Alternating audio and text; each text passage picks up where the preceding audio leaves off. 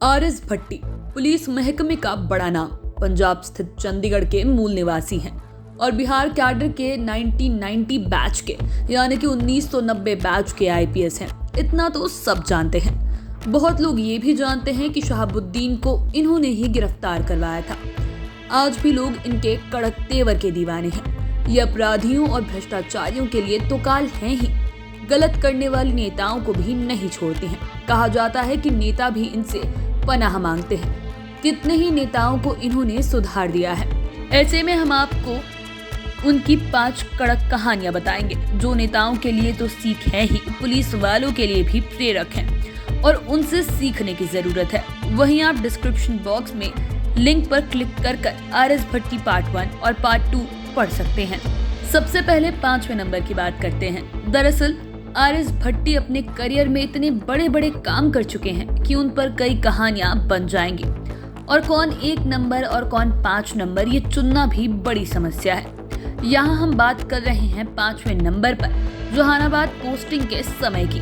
कहा जाता है कि जब आईपीएस के रूप में वो बिहार आए थे, तब यहाँ अपराधियों के साथ ही नक्सलियों का भी दौर था और उस दौर में जहानाबाद इसे लेकर काफी बदनाम हो गया था और भट्टी ही पुलिस विभाग के पहले अफसर रहे हैं जो रणवीर सेना से भी भिड़ गए थे।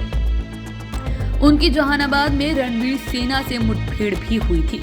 दरअसल बिहार में पोस्टिंग के बाद आईपीएस राजविंदर सिंह भट्टी को कई ऐसे जिलों का एसपी बनाया गया जहां कुख्यात अपराधियों का बोलबाला था। वो एक ऐसा दौर था जब नक्सलियों के साथ साथ रणवीर सेना का भी प्रभाव था। उस वक्त बिहार और झारखंड एक थे। इसे देखते हुए तब इन्हें जहानाबाद का एसपी बनाया गया था। इनकी पहली मुठभेड़ रणवीर सेना से हुई थी और रणवीर सेना को पीछे हटना पड़ा था। अब बात करते हैं 4थे नंबर की। उस समय बिहार नहीं बटा था। बिहार का लंबा भूगोल था, यानी बिहार से झारखंड अलग नहीं हुआ था। तब बोकारो में छोटा राजन नामक अपराधी का आतंक था। हालांकि ये छोटा राजन लोकल वाला था, लेकिन उसके आतंक से लोग सहमे रहते थे। कब किसे उठा ले नहीं कहा जा सकता था। उस समय पूरे बिहार में कड़क एसपी के रूप में आईपीएस आरएस भट्टी का नाम बच्चा बच्चा जानने लगा था। ऐसे में छोटा राजन के आतंक को देखते हुए आरएस भट्टी को बोकारो भेजा गया। जब इनकी पोस्टिंग बोकारो में बतौर एसपी हुई तो लोगों की काफी उम्मीदें जगी और लोगों की उम्मीदों की कसौटी पर ये खरे उतरे। भट्टी ने छोटा राजन को भट्टी में मिलाने में देर भी नहीं की। कहा जाता है कि इनके डर से छोटा राजन ने बोकारो ही नहीं, उस समय के लिए बिहार को भी छोड़ दिया था, लेकिन आईपीएस भट्टी उसे छोड़ने वाले नहीं थे और ऐसा ही हुआ। उन्होंने छोटा राजन को पकड़ने के लिए जाल बिछाया। इन्हें अपने नेटवर्क से पता चला कि छोटा राजन गोवा में छिपा हुआ है। फिर आरएस भट्टी ने कुख्यात छोटा राजन को गोवा से गिरफ्तार कर उन्हें बोकारो लेकर आए। अब बात करते हैं 3रे नंबर की। आज भले ही बाहुबली कहे जाने वाले अनंत सिंह का जमाना है, लेकिन उस समय अनंत सिंह के बड़े भाई दिलीप सिंह की तूती बोलती थी। मोकामा से विधायक बने थे। बाढ़ में उनके खिलाफ कुछ मामले थे। इस दौरान आरएस भट्टी की पोस्टिंग एएसपी के रूप में बाढ़ में हुई थी। ये उनकी दूसरी पोस्टिंग थी। दरअसल इनकी पहली पोस्टिंग नवगछिया में की गई थी। तब वहां केशव कुंवर नामक अपराधी का आतंक था और उसे इन्होंने बाढ़ में ही आकर पकड़ा था। इससे पुलिस महकमे में काफी नाम हुआ था और ये संयोग ही था कि इनकी तैनाती बाढ़ में हो गई। यहाँ इन्हें तत्कालीन विधायक दिलीप सिंह के मामले से वास्ता पड़ा।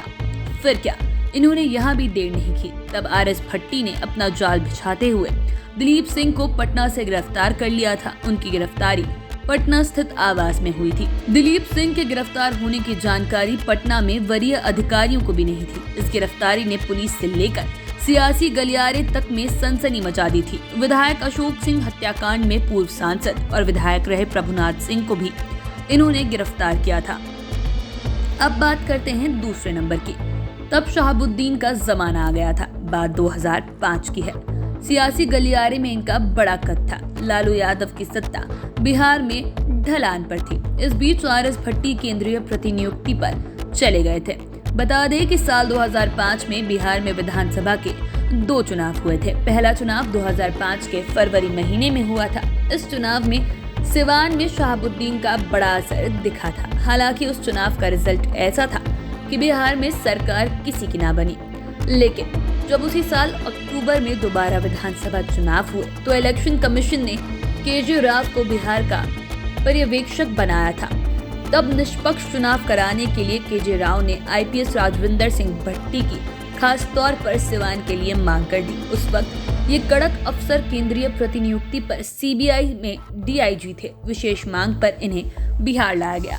सिवान में एसपी का पोस्ट खत्म कर उस वक्त बतौर डीआईजी इन्हें भेजा गया, लेकिन वहां भेजने से पहले पटना एयरपोर्ट पर केजे राव ने भट्टी से स्पष्ट कहा था कि मुझे शहाबुद्दीन चाहिए और टाइमलाइन के अंदर काम करने के लिए फेमस आरएस भट्टी सिवान पहुंचने के 15वें दिन ही एक स्पेशल टीम बनाकर वहां के आतंक कहे जाने वाले मोहम्मद शहाबुद्दीन को दिल्ली से गिरफ्तार करवा लिए। फिर वहां से उन्हें सुरक्षा कारणों से विशेष हेलीकॉप्टर से पटना लाया गया। अब पहले नंबर की कहानी। ये कहानी कड़क तो नहीं लेकिन जरूरी तो है ही।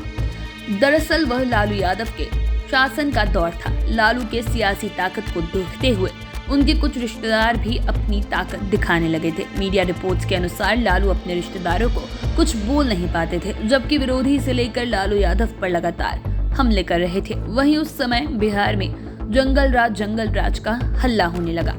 हालांकि उस दौरान आरएस भट्टी की पोस्टिंग जिस जिले में हुई वहां की खराब लॉ एंड ऑर्डर को इन्होंने दुरुस्त कर दिया, लेकिन गोपालगंज में रिश्तेदारों की मनमानी पर अंकुश नहीं लग पा रहा था। मीडिया रिपोर्ट्स के अनुसार तब लालू यादव ने अपने वैसे रिश्तेदारों के बिगड़े मिजाज को ठीक कराने के लिए आरएस भट्टी को उस वक्त गोपालगंज का एसपी बनाया। कहा जाता है कि इसके बाद गोपालगंज का मामला ठीक हुआ। हालांकि इसे लेकर किन्हीं का कोई अधिकृत बयान नहीं है। आप चैनल के साथ बने रहें। वीडियो अगर फेसबुक पर देख रहे हैं तो पेज को लाइक करें, यूट्यूब पर देख रहे हैं तो चैनल को सब्सक्राइब करें। धन्यवाद।